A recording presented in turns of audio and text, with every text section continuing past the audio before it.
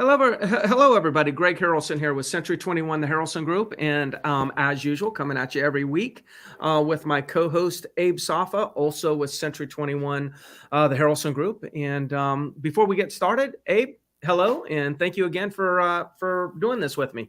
Hey, Greg. Yeah, another week. Looking forward to it. Yes, another week and more sales and more listings, more price reductions, more about everything. I think before we hit the start button and went live, you and I were just talking about how the real estate market is in correction mode.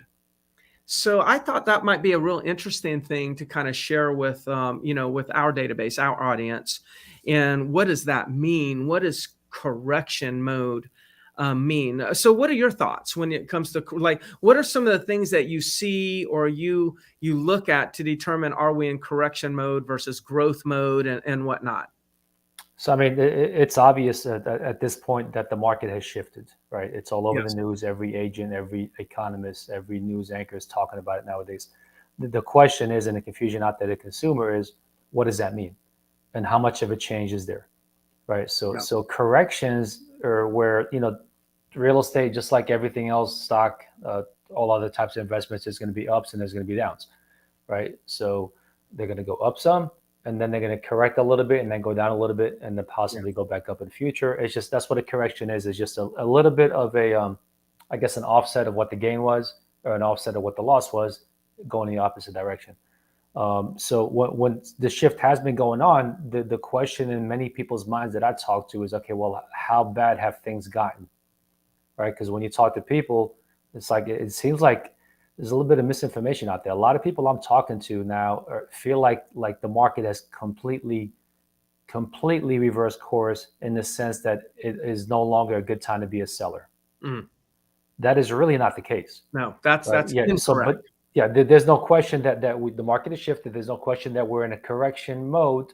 We don't know how much of a correction there will be, meaning that we don't know how much depreciation in home values there will be, if there is any. Right? Mm-hmm. There's a lot of economists out there still predicting a little bit of appreciation this year. Whether it's 6%, 8%, depending on who you listen to. So that's kind of like that's what a correction is. That's Yeah. what I'd like to talk about today. Kind of clear the air out there for people so they know exactly what is going on, as opposed to just listening or watching these big titles out there, or to what news anchors are putting out there, pretty much. Yeah. Yeah. So there's a few different terms that I think that people, maybe it'd be helpful to understand. Shift. So what is shift? Shift is change. So if you look at my head for a minute, I'm going to shift. That's a shift. That doesn't mean positive, negative. It's just a shift. Things do not look the same as they did. We are definitely what I call a shift, right? Now, Abe used the word correction. Correction, I love how he said it, is a lot of times maybe we had a real big boom and then it's correcting. Maybe it was a little too hot. So now it's kind of softening a little bit, but like that doesn't mean it's completely reversed and now we're heading downward. As a matter of fact, I think the numbers kind of show, like when we look at inventory levels, and I think we're at a 1.8 month supply of inventory. Well, we were at a 1.8 month supply of inventory last month. So what that means is, like, okay, at one point we're at a 1.1 or a 1 month supply. There's been a correction to a 1.8, but now it's actually kind of flattened out. Now, will it continue to correct more? Will it go down? We have no crystal ball, but that's an example of a correction. And then we have a crash. Now, I have not heard anybody use the word crash relative to today's market, but the last market that we used the word crash was back in 2006, 7, really 7 and 8. And during those years where the market corrected and it started going down so quickly that people panicked and they all rushed to the market, like panic sold. They started panic selling. And it was such a massive entrance of new inventory that the prices just plummeted. That's a crash. I don't think you nor I hear anybody panicking. There might be a few people fearing that, well, if the market goes down, I want to sell now because I don't want to miss out on the tip top. but I don't hear people saying I need to sell now because I think that the market is going to be so depressed that we could lose all our equity. You're not hearing those conversations either, are you, Abe? I mean, there's always going to be a small percentage of people, even so-called experts out there. When you start mentioning words like the market is crashing, it's time to get out of real estate. I mean, that's people looking for views on YouTube, right? So there's Yeah. always going to be a select few that do that, but nobody responsible or nobody worth listening to is saying anything about a crash right now. Yeah, usually somebody that uses those extreme terms, that we call it clickbait. They're wanting you to click on their videos, or they're wanting to use doom and gloom as a way to get you to make a movement and hire them. Right. We surely don't want to do that. The one thing that I know I'm keeping my eyes on, and I'm going to look for more and more data. I think it's still a little early. Maybe next week we'll be able to. I'm just looking to see. Yeah, maybe next week we'll be able to report on it, which is price reductions. So price reductions is another thing that we can look at. And this is one thing that brought it to my attention is one of our agents, it wasn't me or Abe, but one of our agents said to me yesterday or the day before, they asked me, hey, look, what would you say to a buyer who is looking at properties? They're receiving notifications of new listings as soon as they come on. It automatically goes out. New listings that meet their criteria is going to the buyer. But now the buyer is saying, hey, I'm getting just as many price reduction notifications as there are new listing notifications. Now that's interesting, right? This is a buyer calling and saying, maybe I should just wait because I'm seeing so many price reductions. I'm assuming the price is going to come down at some point if there's a lot of price reductions. So it's an interesting thought. And I just share that with the audience that's kind of part of this whole process, is that as inventory increases, and now I looked in one building, there was like 25 units available in this one building that had one unit available. In that one building, somebody out of those 25 sellers is going to find themselves a little bit more motivated than another, and they're going to reduce their price, they're going to sell, and it's going to set a new comp. Now, hence why I'm starting to look at the number of price reductions, because the number of price reductions and how much they're being reduced could give us a little insight or preview as to what is going to happen in the second half of the year. And you said something about we may still have a little bit of an increase in sales this year. It's because at least 6 to 7 months of this year, the sales have either been recorded or were already pending.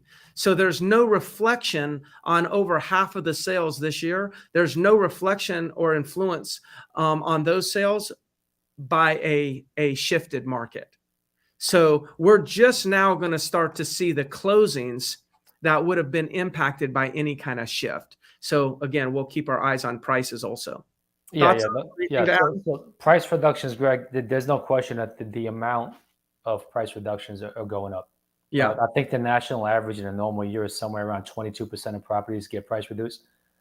So the last couple of years, that number just dropped like a rock, and it's been working its way up to a normal level. I think we're there. It'd be interesting to see what those numbers are next week when we pull those. But I think we're there. I think when it comes to price reductions, we're back to a normal market. But I think it's really important to a couple of things to take away from this. Number one, even though the market is shifting and there is a correction, we're still a long ways when we talk about a level of inventory being at a normal level or a healthy level, right? Even at 1.8 months supply, I mean, we were at a 1 month supply back in January. So that's an 80% increase, right? So that's significant, but still a 1.8 is much lower than what a normal market typically is. And we're usually somewhere around the 6% range. So it's still much lower. That's the first thing. And the second thing, there's a lot of variables out there that we just don't know what's going to happen, with interest rates. If they keep going up, I know the Fed's supposed to, I think, do another 75 basis points, I think at the end of this month, right? Some people are talking a full point. We don't know. There's a lot of variables that we have no control over. So we can't control or tell you with certain clarity whether, this trend will continue on long term, where the prices will go down significantly. We just don't know at this point. Yeah. All we can tell you is what we have. But the market is still good, right? It's still a good time if you're thinking of selling. There's still a window of opportunity there to sell. It's just you can't expect 6, 7, 8 offers in the first 5 minutes you want to market, like maybe your neighbor got 4 months ago. Like that stuff we're not seeing right now, but homes are still selling. It's just taking a little bit longer to sell right now. Yeah. Another example, we're negotiating a deal where it's been under contract for about 45 days and the appraisal just came in. The appraisal came in lower than what the purchase price was. Well, we were dealing with that for the last year, almost on a daily basis. And what was happening in the last year, the buyers were like, oh, okay, I'll make up the difference. And they would close on it anyways.